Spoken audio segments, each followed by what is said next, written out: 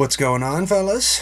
We're shaking. So, of course, we just reviewed the 2014 Godzilla movie, so we may as well thought, why not? We're going to do Kong Skull Island. I've reviewed the movie in the past when it came out in theater, but Travis didn't get the chance to talk about it. So I wound up going to see Beauty and the Beast, I think. Yeah, that was it was an inexpensive weekend. Month. Yeah. I remember Power Rangers, Logan. Yeah, there was a lot of stuff that weekend, but I made it to that. I didn't see Beauty and the Beast, so here we are. Here's the second review 2 years later. With that being said, there's a lot more monster stuff in this movie than there is in Godzilla. That was a big gripe that everybody had in the Godzilla movie, that it's too much people and there's not enough monsters. I'm all for like an all monster movie. Like, just give me, like, they could have made this Kong movie just be them on.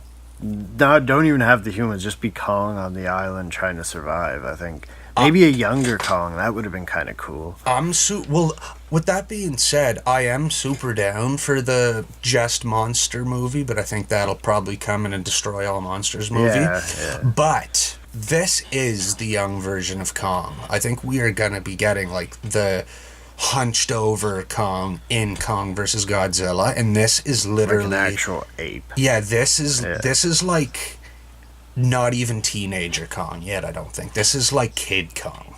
He's only like a little boy as far as I'm concerned in this movie. That's how I take it. But even so, like, they could have one of like baby Kong. Like, I don't know, like, you know what I mean? Just smaller, on a smaller scale. But even so, and I seen that there's a Son of Kong movie, I guess, like a really old movie. I don't know. I didn't watch anything on it. I just was looking up King Kong movies one day, and I was like, what the heck? Just threw me off. But then it kind of sparked my mind to, like, what if he had a son King Kong, Son Kong, whatever the hell his name is? I don't know. Basically, that's one thing.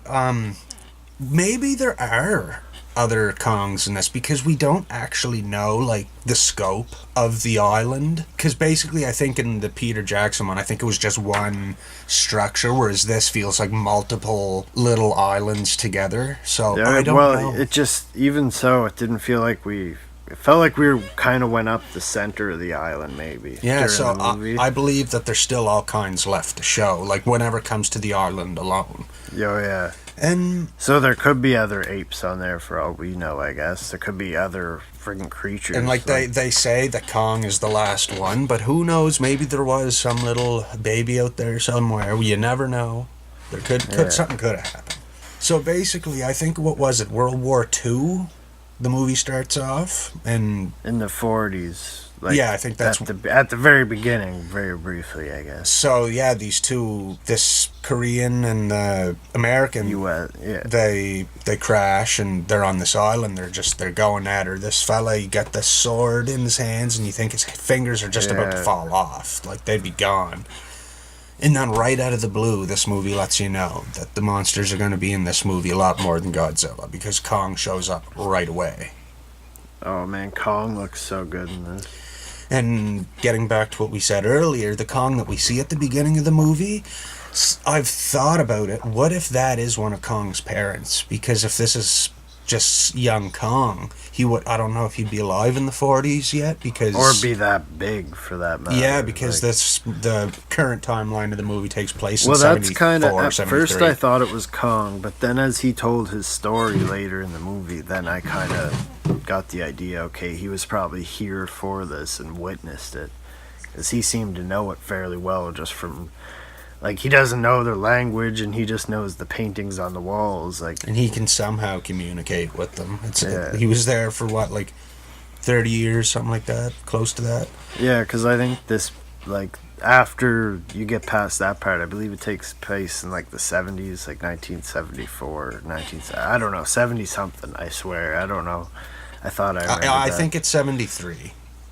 70-something. I don't know. So, whenever to tie the human characters up with the MonsterVerse, we get John Goodman and Corey. He might be my favorite person in this movie, actually. What's this fella's name? Corey Hawkins, maybe? I don't know. I'm having a brain fart, but it's the guy who played Dr. Dre in Straight Outta Compton movie. And these two Oh, guys. is he the buddy from The Walking Dead? He was on a couple episodes of The Walking Dead, yeah. Yeah, I don't know his name, but I like his acting. Yeah, so these two guys, they're working for this facility. They need to get to this uncharted island to see if they can find, like, uncharted beings and whatnot and all this and that. They tell the army that they're going because no one's been here Yeah, before. they need to be the first people to discover. So they need, or like, an whatever. escort, like a military escort and whatnot. So they get all their crew and they need they need a tracker. So that's whenever they go and find Loki at this bar. And that's one thing, too. This movie is basically, like, a straight out of Compton / MCU mishmash, because the fellow plays But the way he Eazy-E's just in this beats too. them in the bar, it's just like, oh my goodness. Like It is silly. It's so, like, just the way he hits the ball with the crowbar or whatever. Oh yeah. Whatever the fuck you call those things for the pool. But yeah, it's like, I love Tom Hiddleston and all, but it's like, okay, come on, man, you're not that badass. Am I the only one who gets that vibe? It felt off to me. And, like, I mean, there's another part, we'll get to it later, but that felt off to me too. I think I know what reason. part you're getting to. It's him. Yeah, too. the part with the mask. Yeah. We'll get to that later. Yeah. So they got all their crew together, and basically they're on the boat. They're heading for this island, but then you find out there's this big friggin' storm. So the boat won't go in, so they're only allowed to send a few choppers through the storm. And I gotta stop right there before we go anyway, man, because this part, I paused it, rewound it. Oh man, this part drives me up the wall. There is 6 helicopters on the boat, and then as soon as they all take off flying, there is 12 in the air. I shit you not. I rewound it, and I counted it as many times as I could to make sure that these numbers were right. And then Kong winds up destroying 11 of the 12 helicopters. I never even counted, what? to be honest. Oh, no, I got right into it because I was like, no, that doesn't make any sense. Did you count the choppers that they had coming out of the back of the boat? Because I remember counting that. Yeah, there's only one on the back of the boat. No, there was like at least 4. There was like this door that opens up in the back of the boat, and I remember, because I was like, why is there only 2 choppers? There's no way 12 helicopters. Like, there is 4 on the front of it, and then a big one, so that's 5, and then there was a 6th one on the back, and they take off, and then the next scene it just shows 12 of them flying in the air. It's like, what? Movie magic, baby. And you know they're only put there for Kong to destroy, like, which I'm okay with, but it's just plot holes. I don't know, stupid little thing. But it sounds like we're giving the movie an awful rap, but to say something good, the scenery, like the camera work and everything, this movie is gorgeous looking, I think. Even Kong looks awesome. Like, and then I can't, like, the score is like a monster movie score is I guess. so not it's like not- Godzilla, it's not necessarily but like the memorable, soundtrack is awesome. There are some good tunes in it, yeah. They have some good, where they got CCR. Kind of felt out of place sometimes, but they still were tunes that I enjoyed. Black so, Sabbath and yeah, Paranoid. Yeah, and they have that shot, the best shot in the movie. I think it's the poster. I think it was the poster, but it's with Kong in the sunset.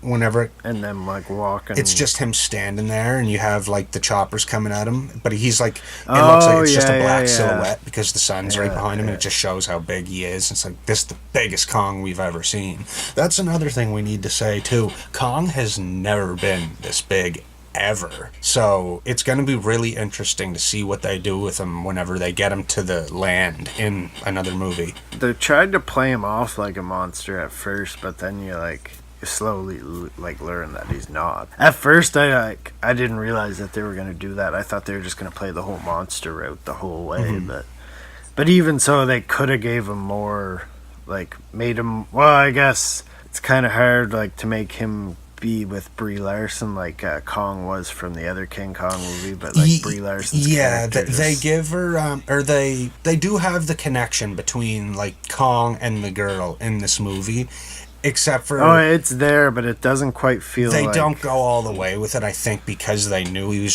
so big. How could you be attracted to this tiny little ant that's like standing on your hand? But the Like, whole time it makes you wonder, like, is this gonna ever happen in this universe, or are they just gonna straight up do the monster I think fighting? that's it. I think like the Kong and lady thing, I think they got that out of the way. I personally, They just kind of, that was probably more of an Easter Yeah. egg for us. Than yeah, exactly. Like I think that's just he's too big, so whenever he gets to the city, he's not gonna like hold some girl up there. I hope he doesn't. I hope it's not like Millie Bobby Brown that he's trying to protect or something, because Could be. I wouldn't mind him saving her, but at the same time, but whatever. I don't want it to turn out like he's up at the top of the I tower gotta saving her from end the this planes and stuff. So basically, yeah, they get to the island and Kong just destroys every chopper. The ship didn't come through the storm, so everybody who made it out of there alive is all stuck on the island. They don't know what to do. Oh man, and like when he takes out these copters, oh man, like the one with the tree especially, that one might have been one of my favorite ones. I think I like that more than when he grabbed it and ate the guy. Like I loved that tree just comes out of nowhere.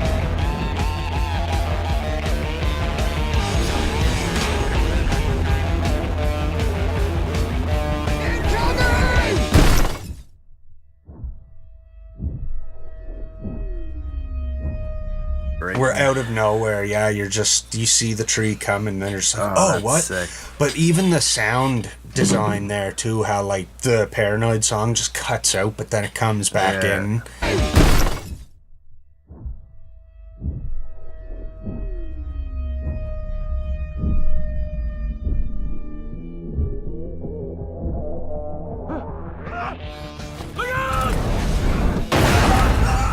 And like I love that. I seen that in the theater and it was so cool. That's when I was watching it. It's one of those movies where it's like I'm glad I didn't waste my money on going to see it in the theaters, but at the same time, it's like for the Kong parts, it would have been awesome to see in the theaters. Like Aside from Kong, the best thing this movie has going for it is Samuel L. Jackson. and like a couple of the side characters, like that guy from The Walking Dead. I kind of liked his character. And what would you say? John Goodman's character was in this? Would you say he was a side or a main character? He's one of the main characters. Yeah, I would say he's like one of the top main between characters. him but- and Samuel L. Jackson, John Goodman and Samuel L. Jackson, those are the two standout performances in the movie, whereas even Tom Hiddleston gets sidelined to just like a filler performance. Yeah, it's I know, it's like, kind he of could have been more, I felt like. maybe it's just because like maybe that it's the issue of they threw just too much time into thinking about what they wanted to do with Kong and stuff like that. So They should have made him be the one that was like writing his son all the time. Get rid of that soldier guy and make like Tom Hiddleston's character be that soldier that's always right, or tracker that's always writing his son. Like yeah, just make us like him more. I don't know. He just feels like he's just that guy. Like I really don't know how to explain it, but like a lot of action movies have it. Like after being stuck on the island for just I don't know how many hours, they run into this the sketchy tribe. So they have the tribe people there in the movie. I so like that's that still meeting there. scene where she's like looking through the camera and they just walk out And they all pop painted, right like, the out, walls. and That they're was all cool. blending in. And then you think, oh my God, they got them ambushed, they're dead. But then what do you know? John C. Reilly jumps out of the doorway there. And come to find out that he's the guy who got trapped on the island at the beginning of the movie. Come to find out he's been there for like pretty well 30 years or so. And Travis has his thoughts on John C. Reilly, but for myself personally, I think this is not necessarily one of his best performances. Oh, but it's one of his better performances, but I could care less about him. Like, oh man. I think this movie, just how crazy he's getting and like his routine, like the ants and stuff. Like I don't know, just I think he was a great pick for the tone that he provided. I just felt they could have put a different character, like different actor in that same situation. Leave the jokes and just, he was too much of a comedian to put in that sequence to me. When I see him, I just think of a lot of stupid ass movies, and his voice is just something about him and his character. Like some people should just stay in comedy movies, and like maybe he needs to age a little more, and I'll like him in acting in like serious roles. But like they could have just cast anyone else in that role. Like fucking give me George Clooney or something. I don't care. Just someone old and make them look like they went crazy, obviously. But like that was my favorite story in the whole movie. But I just hate like I hate him so much. Like I can't stand him in movies. Like sometimes I can. Like I think Talladega Nights, I didn't mind him too much in. But like other than that, anytime I see him, I'm just like they made a movie. What was it? The Vampire's Assistant. I read the books anyway when I was a kid, and they came out with this movie. I was like, oh yeah, I'm watching it. And the best part about the books was this like creepy old vampire guy in it. He plays the creepy old vampire. He's not creepy at all. He's just fucking like he does not fit the role at all. And, like, yeah. Just stuff like that just ruin it for me. And like he's just ruined so many things that like seeing him in this would just. They could have put someone else in his spot, and I would have enjoyed it more. Well, put it like this: you'll probably never see him in the MonsterVerse again, anyway. This is true, but like, when did Robin Williams pass away? Like 4 or 5 years ago, maybe. I thought so. He would have been the perfect person for this. Now that you if they wanted someone kind of funny but like kind of crazy, picture him in the Jungle Book for God's sake when he has the big crazy beard. Like imagine him like that with age but calm down a little bit. Like that would have been the perfect role if you're looking for a little bit of comedy. But I think they should have just left the comedy out of it for him anyway. And like even while we're on the topic of the actors, like Brie Larson was dull as hell in this movie. Like she just looked awkward as shit in some of her scenes. Just the way she's standing in one scene, it's just some scenes she wasn't terrible in, but like I don't know. And the movie is a very mixed bag. I will agree with you 110% there. But then everything with the monsters is just awesome. Like, that's where I hope they find the perfect balance for the next Godzilla movie anyway. So basically, after finding Crazy John C. Reilly there, he tells him that Kong is like the good guy of the island. He's the god of the island, whereas the skullcrawler things they come up and they just killed his whole family and they're just on the hunt, and so that's basically where the end of the movie is heading, is finding this big friggin' skullcrawler, and Kong's gonna beat the shit out of him. And I'm gonna say, as far as the monster fight goes, it is one of my favorite monster fights in a movie so far right now. And this isn't one of my favorite monster movies, but that final Which fight... Which monster fight are we talking about? The final fight with the big one. Oh, the final fight, okay. Yeah. Yeah, no, that is a sick... I like it more than any Godzilla fight, for that matter. To this point, yeah, it's one of my favorite I can't vouch for King of the Monsters yet. Yeah, we haven't seen that yet, but without a doubt it's going to surpass this tenfold, I think. Yeah. Oh, yeah, definitely. I think Godzilla is better than Kong, and I think Godzilla 2 is going to perform better than Godzilla 1. I hope, anyway. Hopefully. Like, when they're going through that bone yard or whatever, and the tear gas blows up, or the green spray paint. We got to get to the super duper Tom Hiddleston part where it's like, okay. Like he grabs the mask or gets the mask and puts it on, grabs the sword and goes for like 15-20 seconds, just like, oh, suddenly he's a samurai. So all of a sudden he's a ninja. Then he just rips the mask off and chucks it. It was like, so that mask was just for the sake of the scene. Just to make it look awesome. Just to make Tom... There's no other reason. Just to make him look badass. Like, there is moments in this movie where you're just like...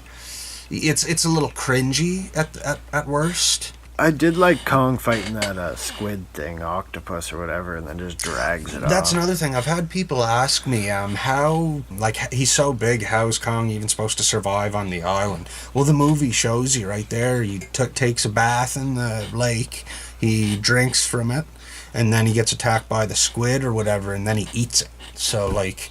He eats a lot of random shit. And then he just takes it back, like he's dragging the squid back home with him. He's like, that'll probably feed him all week or something. Yeah.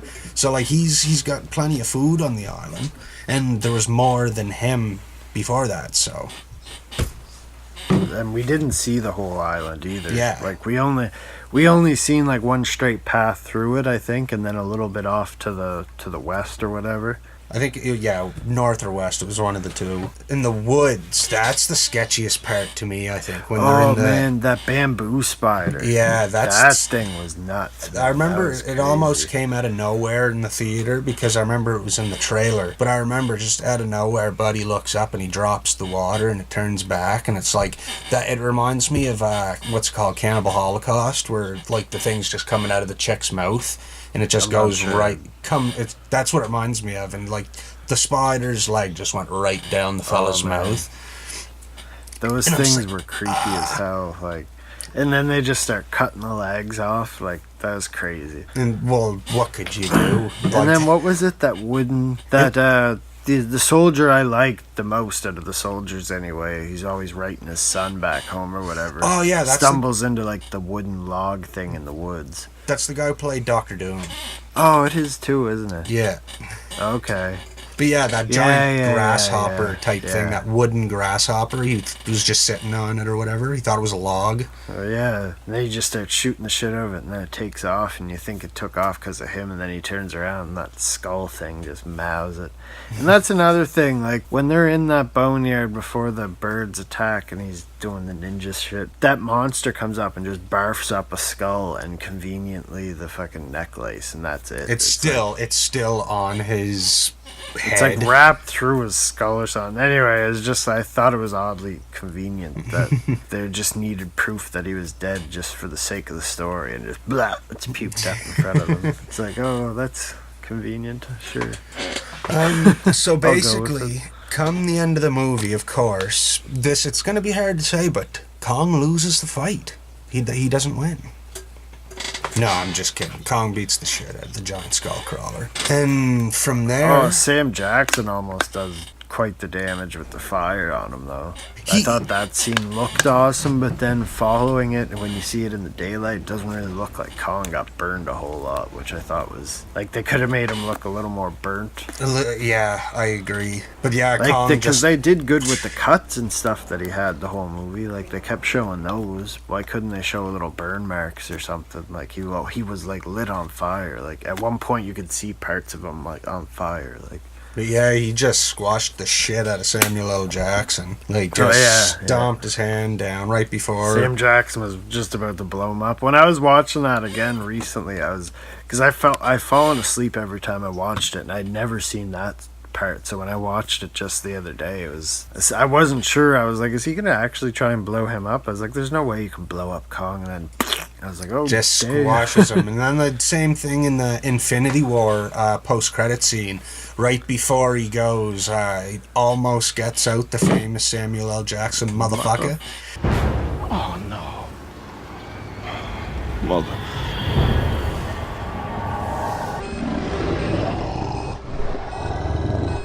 Die, you motherfucker.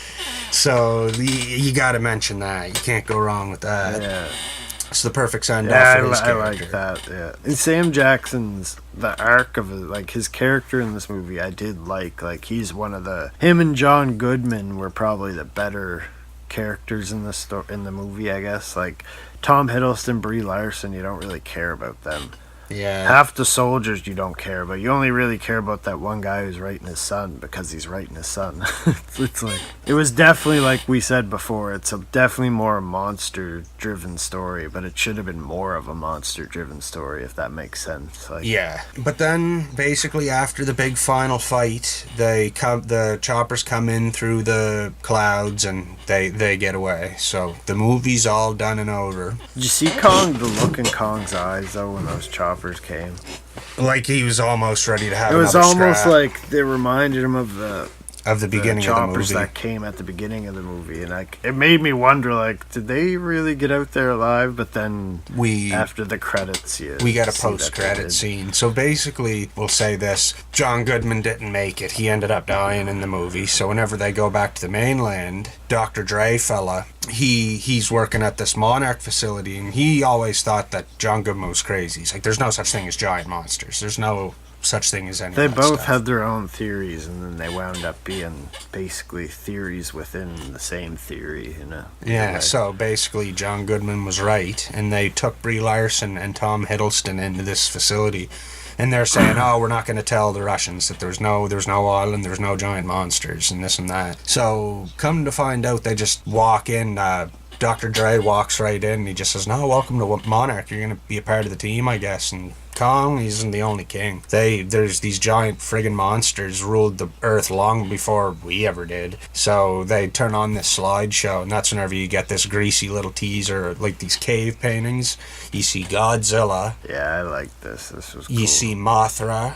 You see Rodan, and the best one of all, you see King Ghidorah. I remember sitting in the theater, and I was like, there's no way they're bringing King Ghidorah into the next movie. This is going to be the best thing anybody's ever seen. The post-credit scene, too, made me wonder, are we going to see these characters in King of the Monsters, but, like, older? Well, there's theories. Because it would be, like, 40 years There's theories later. that the guy... 50, 40 years later. There's theories that the guy in King of the Monsters, like the old guy from Game of Thrones, there's theories that he is Tom Hiddleston's character. I thought that, and, like, I don't know kind of if- hoped that, but, like... I don't know if that's been, like, debunked or whatever. I'm not sure. This is just, like, old rumors that I'm going off of. And I feel like a lot of people feel this way. I like that connectivity. It just brings the movies together more. Makes it... It doesn't yeah. really feel like there's a whole lot pulling them together beside, like, a few words that they use, and, like...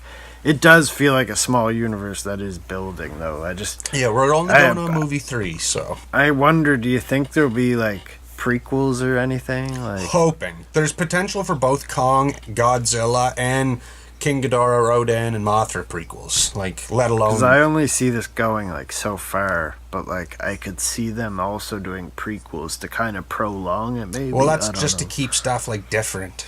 I agree. They could do it. It just depends on, like...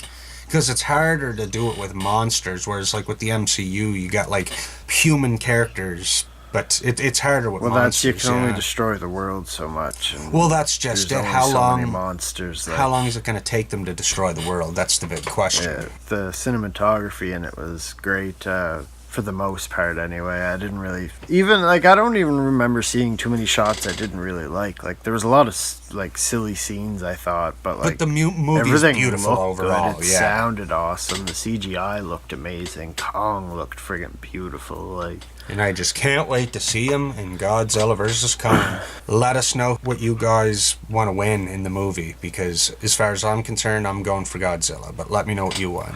I'm going for Zilla. I would like Kong to win, but like, I don't know. I have love for both of them. I've always loved Monkey and Ape movies too, like Planet of the Apes. So like, that's a tough one. But yeah, I've also always loved Godzilla, but like not the old school Godzilla. I'm used to like the newer Godzillas, which is terrible. No, like not now, obviously, because you look back on the 1998 one, it's just like, oh my god. We should almost review that on the channel sometime. It would be fun. It would be quite the review, anyway. It'd be cool if we could do one of those videos where we just record us the whole time or something. Yeah. But Kong, I gave it a 7 out of 10 personally. I gave Godzilla, I think, 7.5 out of 10. Actually, Kong could have been 6.5, to be honest. I give Kong a thumbs up. I give it 2 thumbs up. I give it a thumbs up. I give it 2 thumbs up if you're just looking for a monster movie and you're not looking for anything else. This is a double thumbs up for me. But as far as like a human character story is going, you're not really going to get that out of this movie. And that's why it's such a low rating for me, because I would have rathered more monster and less humans. And it's just like the human arcs in this are just they're almost unneeded. If this wasn't basically the Iron Man 2 of the Monsterverse, I think they're just setting up a bunch of stuff, and I think that's why this movie's just, it feels... They're allowed a bad movie. Yeah. So that being said, guys, I think we're all done. That about wraps it up. Yep. Let us know what you guys think. Good on my end. And make sure to subscribe to the channel. And make sure to stay tuned, because we will be reviewing King of the Monsters next week whenever it comes out. We're going to be there day one. Might even try and get Godzilla vs. King Ghidorah, the old one. We're gonna review that, whether it's out before or after King of the Monsters. Yeah, we'll try to get it done through the week. We'll see. But with that being Alrighty, said, have a good guys, one, guys. have a good one.